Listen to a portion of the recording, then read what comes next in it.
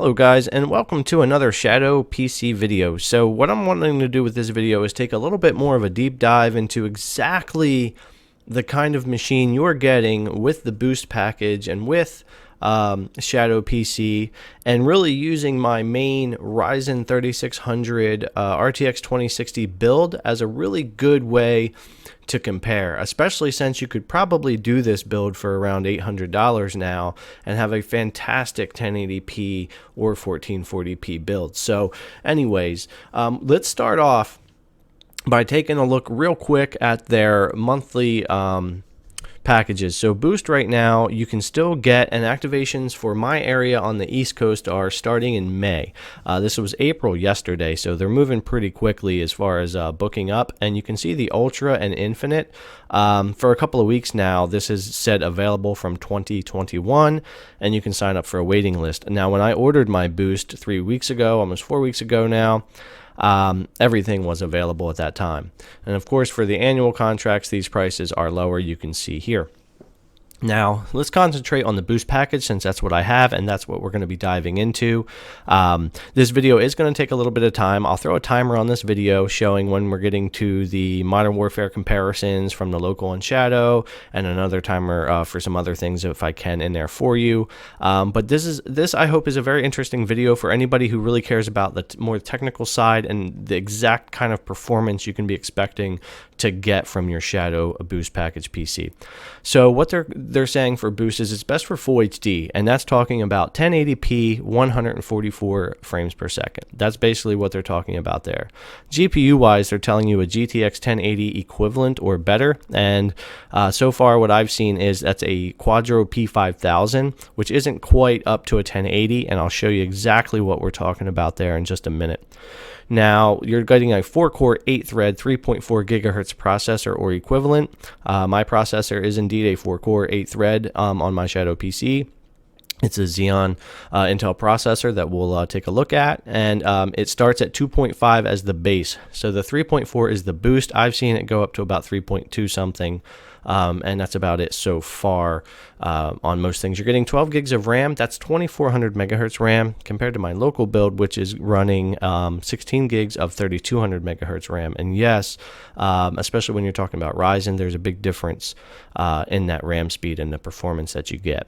Now, also storage-wise, and this has been one of my main gripes, 256 gigabytes with a storage upgrade available. That storage upgrade is not available yet, but I did get an email from Shadow saying that early this month we should be able to purchase the 1 gigabyte upgrade again for $3 a month. But if you're like me and you don't want to commit to a full year and you'd rather be on a monthly, you're spending $15. So another $3, you're going to be at $18 a month to have 1 gigabyte plus your 256. To me, in my opinion, what they really need to do for the value is I would like to see the Boost get the 512 gigabyte package or storage, and then the Ultra could either stay 512 or get to 1 terabyte, and then 1 terabyte is fine on the Infinite, just to kind of help that out a little bit. And on the CPUs, especially with what you're going to see in the testing we're about to get into, the 4 cores, 8 threads isn't enough.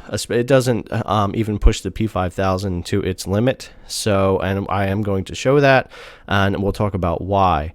But yeah, 4 core, and then same thing on the Ultra. I have real trouble believing with what I'm seeing on the Boost package, checking the performance, that you're going to push that RTX 2080 with a 4-core, 8-thread processor. But hey, maybe. I don't have that package to test it, but I think when you see what happens in this Boost package with what we're about to test, you'll probably agree. So, and then we've got the 4 gigahertz 6-core 12-thread on the Infinite. Now, this isn't too bad. I'm not sure which CPU this is yet. Now, my Ryzen 5 3600 obviously is a 6-core 12-thread, but this processor is amazing. It works great. I absolutely love, actually, I love the 2600 and the 3600.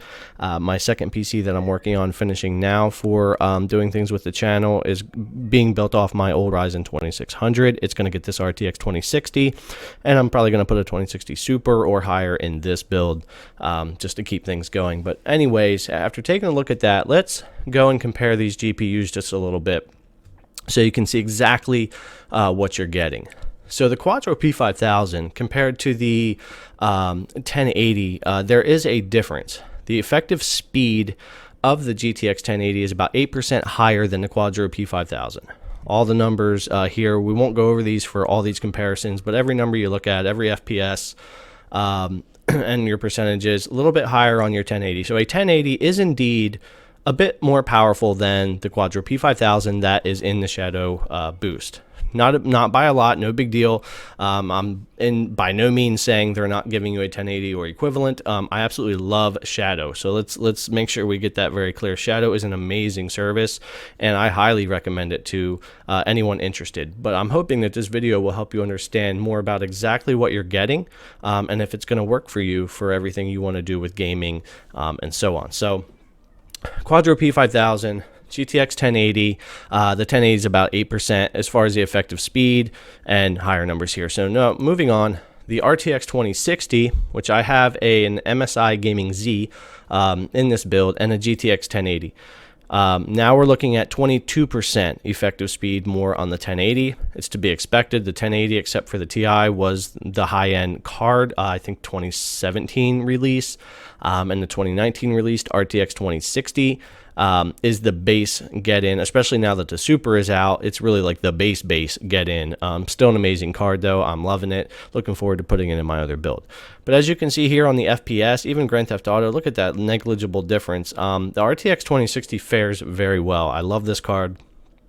And as far as the effective speed, you're not talking about a lot, but 22%.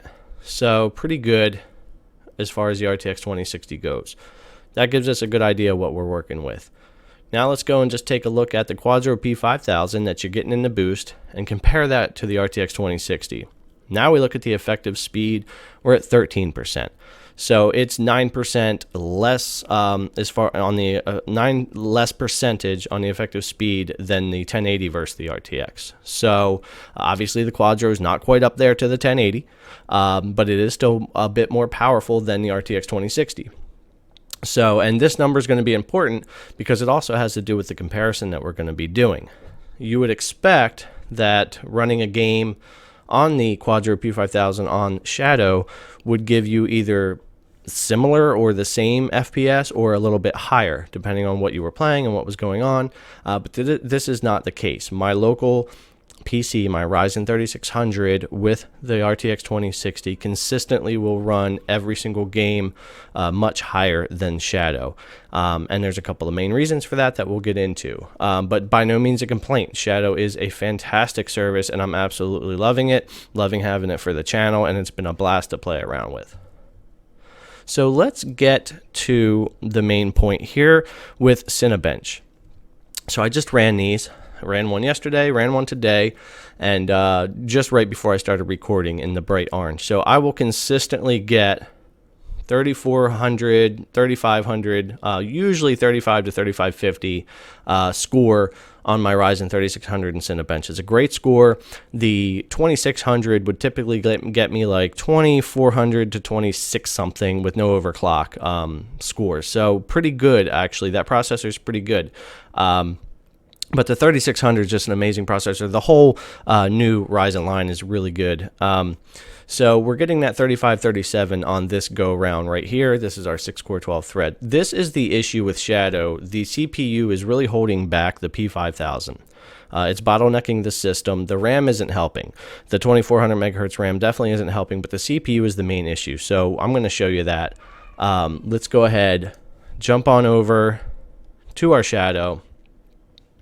And let's look at Cinebench first here. So I've run this a couple of times. It bounces between the 1480 and the 1530 range very consistently.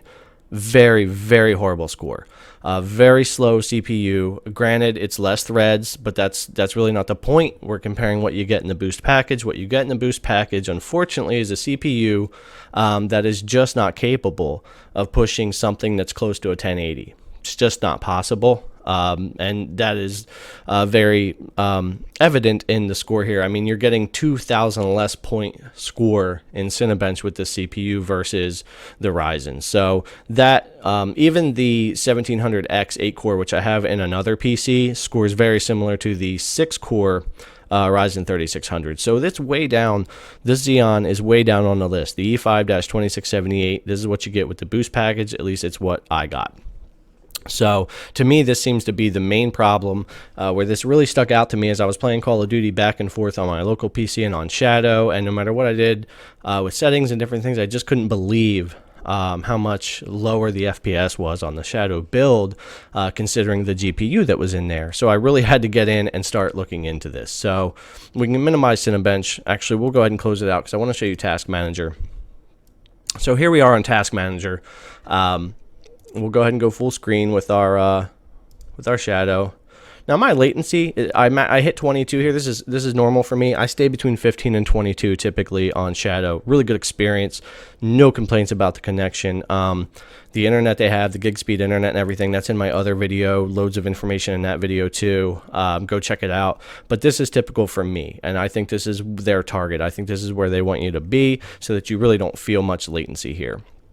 Now, if I was doing something else, this would be at 144, and then the app will change according to what you're playing or what you're doing, and it works very, very, very well. It works great with my variable refresh rate monitor.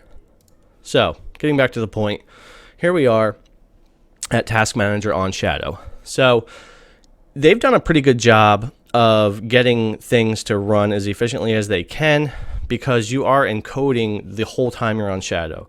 Your GPU has to encode, you're streaming it to this PC, to your local PC, so there's a little bit of CPU usage, but even more, there's GPU usage. It seems to bounce between about 5 and 15% most of the time. So if you'll remember, when we were comparing the RTX 2060 to the P5000, there was a 13% effective speed difference, the P5000 being the faster by 13%. So even if this is losing 13% by the encoding, in theory, I should still be getting a same or similar experience while gaming, even if this was taking a hit. But that is just not the case. So I thought it'd be interesting to be able to show that. Also, the apps for Blade and for Shadow, they do a pretty darn good job. Unfortunately, this CPU really just can't handle a lot of extra. So anything it gets hit with is going to slow down your gaming. Now, also, there is a Shadow control panel here. This is always going to be here. I've heard some people say this uses a lot of resource. I have paid a lot of attention to it recently while running Shadow, and I've never seen this use a lot of resource. I've never seen this be a reason for any slowdowns or any problems. Really nothing that they have going on here that I could say is really causing any major issue. Seems to run pretty well. You're just going to always be doing that encoding. So even with that loss, though, we should be much closer to my local than we are, and we're just not due to the CPU being so slow. So let's get rid of that. So yeah, so definitely the GPU should be close, but because of that CPU, because of the 24 megahertz RAM, whether these are actual hardware pieces or emulated hardware, as I had heard someone say before, it doesn't matter. These are the specs we're working with. These are real numbers that we're gathering, so it still means something. This is the point of this video, is to let you know exactly what you're getting, and do you want to dive in and be paying the monthly cost, or maybe you'll find it better for yourself to go ahead and spend, you know, between $700 and $900 and build a PC that will game better. It'll game locally. You'll get higher frame rates. You'll be able to easily swap and upgrade parts as you want to. There's a lot of benefits to building your own PC. I love it. I've been doing it for 25 years. I know a ton about it. I don't dive into it real deep on this channel yet, but I've built all my family's PCs, my friends' PCs, mine since I was 15. I've always done it. So I know a lot about it. It's fun to do, and there's a lot to be said for it. I absolutely love gaming on a monitor with G-Sync going. The experience is amazing. Nothing is going to match gaming locally with G-Sync on a high refresh rate monitor. So far for me, anyway, nothing can match that. But Shadow is amazing. It's an amazing service. I've been blown away by how well Shadow works, how well it runs, how well they keep the latency going here. The very easy to use options for display resolutions and refresh rates, the ability to customize things, use controllers. I have my Switch Pro controller and my Xbox controller working on here. All kinds of stuff. Shadow is working great. I know some people are having some trouble with it. I've had some questions and comments about latency and whatnot, but really depending on the device you're running it on, the speed of your internet, all kinds of different variables, it can run differently. I have 4 different PCs in the house, and Shadow runs differently on all 4. From what I understand, the Shadow Ghost is the way to go if you can. For $100, and it's not available again yet, but $100 for their dedicated piece of hardware, their little box, and it looks really nice. The Shadow Ghost has USB ports, Bluetooth, Ethernet, wireless. From what I understand, that's the best way to experience Shadow, but even using it on this build has been amazing. So with that said, I'm going to go ahead and move on. We're going to record some Call of Duty. I'm going to try to play the exact little tiny area in the campaign, show them split screen side by side so that you can see the FPS difference and whatnot that's going on, so that you'll know exactly what you're getting. I will be using the GeForce Experience overlay, the NVIDIA recording to do it, so you do lose about 5% on that, but it'll be equal. I will do that on my local, and I will do that on Shadow. Let's jump over and take a look at some Call of Duty split screen and some multiplayer gameplay to see how they're playing on this local build and on Shadow. Alright, so here we go. On the RTX 2060 build, we are full screen, 144 on the frames, high on all the settings, ray tracing disabled, motion blurs are disabled. Everything's going to be the exact same settings. You can check it out in the video. Over on the P5000 side on Shadow PC, exact same settings as I have set for the RTX 2060 build. So everything's nice and even. We're doing everything exactly the same. You can even see, if you look at the video, even just in this menu, the frames are much lower on the Shadow build because of the CPU. So let's get into the split screen.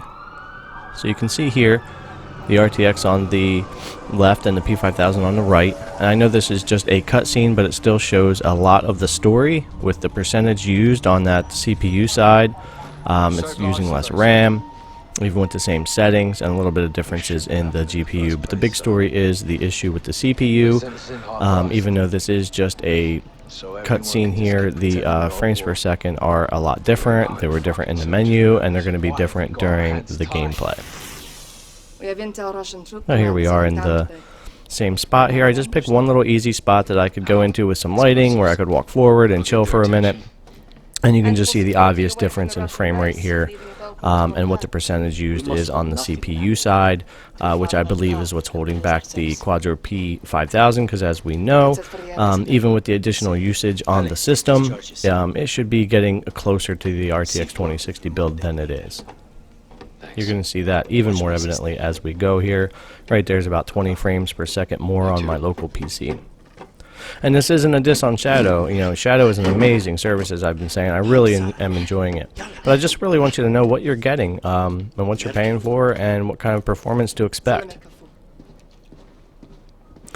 And so here we're just going to walk forward. I'm just going to stand here. I'm just going to stay here for a second so you can see while it settles out. But yeah, we're going to stay around 98 to 102 on the RTX side, and 76, 75, 73 on the P5000 side.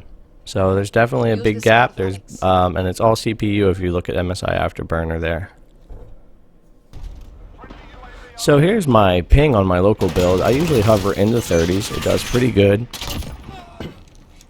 And I never have too much trouble with my internet here. I have pretty good internet, and super snappy. I'm playing with G-Sync enabled, you know, variable refresh rate. Everything looks super smooth, runs super quick, and we should average between 75 and 90 or so frames running around here on Rust, maybe even higher. We'll see what it does. I'll cut down the match just a little bit. I don't want it to go on too long, but this was a pretty fun match, pretty good. And typical for how I will play locally. On Shadow I do play decently, but I wouldn't have a match quite this good most likely.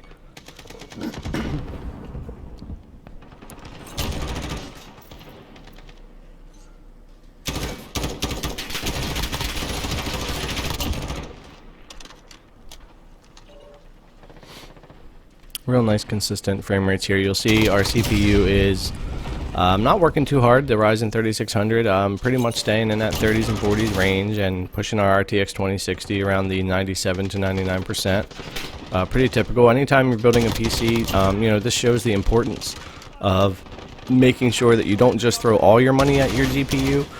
You want to create a balanced system. If anything, you want a CPU that's going to be more powerful than you need so that you can upgrade just your video card later or whatever, and get a performance boost. You don't want it to be like the base Shadow build where the CPU is already kind of holding things back, and even if you were to upgrade the GPU, it would make no difference in most games, especially CPU heavy games. So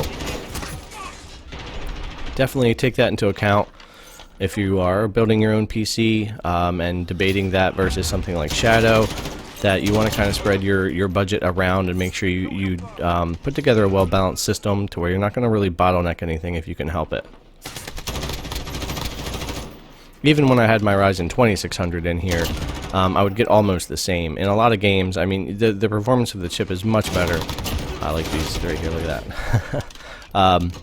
The performance is much better than the 2600, but as far as playing games, it still did really, really well. Some games there is 10, 15 frames per second increase, but in other games there's almost no difference, just depending on whether it's more CPU bound or GPU bound. But also a great chip and something to think about, or even the 2700. But if I were building a new system, I would definitely try to stick with a 3600 or higher, 36, 37, whatever you can get your hands on.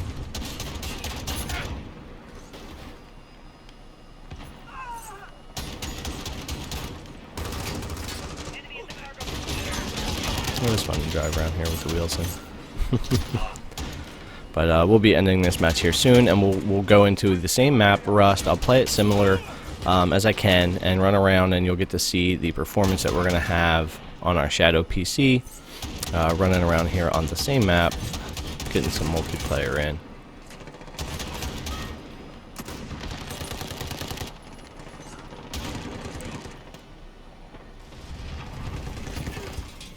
Alright, this should be coming up on the end here.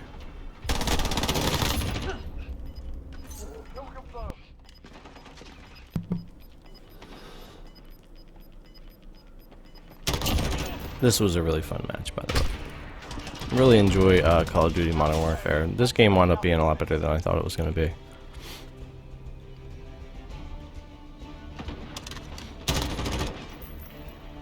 And of course this little run, this little kill session here was going to be playing the game.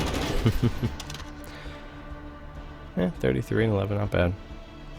Alright, so pulling up the latency here now on the P5000. I love the internet on Shadow, so I do tend to get about 18. Look at the difference from everyone else. About 18 to 20 on my latency most of the time online on Call of Duty. Really good latency.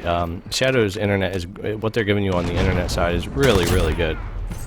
And this guy with his sliding sniper. But if you look at what we've got going on with the CPU, we're definitely not going to be down in the 30s and 40s percent as the Ryzen, and also on top of that, this CPU is just not going to be pushing information out at the speed that my local PC is. So with that going on, look at the temperature of, if it's accurate, of the Quadro at 82. You just have some differences going on. Frame rate's more going to bounce between 55 and 70, not 75 and 95. So there's that same difference that you saw in story, the same difference you saw, you know, in the cutscene and in the menu. It's just consistent. And I use this game as a good example and a baseline. But just about any game, especially any that's using any CPU, you're just going to notice the bottleneck on the boost package of the Shadow PC. Not that it isn't great, not that it doesn't work awesome. It's a great option, especially for anyone who wants to use it for more things than just gaming. But they have created a little bit of an issue there as far as their performance. They're definitely not pushing that graphics card to its maximum, or at least the whole system as a whole to the maximum that they could be.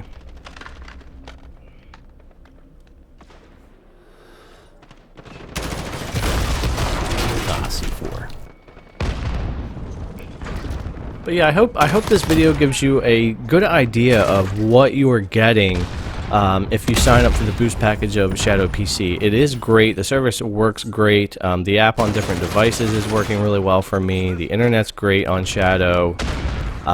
Playing games feels pretty good. Now it's not like local, it's not like G-Sync or anything, you know, the experience that you might be used to getting if you're already a PC user. But if you're not, you're not going to notice it anyway, and Shadow is excellent. I'm having no real issues with it. I know I've gotten a couple comments about some latency and some stuff. Maybe there's some people having some problems. But for the most part, my experience since day one when they sent me my email saying I was activated, it's just worked. It's been a really good experience. It's worked really well. And I don't have a lot of negatives to say about it. I already mentioned them in this video. Between the CPU and the storage and some certain things that are a little bit of a negative, but still Shadow's amazing. I can definitely recommend it for just about anything that you're going to want to do. The PC is going to get upgraded. It's not going to cost you, so I'm sure that they'll be taking care of these issues, especially by the time the next consoles come out, because those are going to be beast consoles and they'll need to compete. Alright, thanks again for coming to check out the video. I hope it was helpful. Subscribe to the channel if you haven't. Give the video a thumbs up, and feel free to leave your comment below. Thanks, and I'll see you in the next one.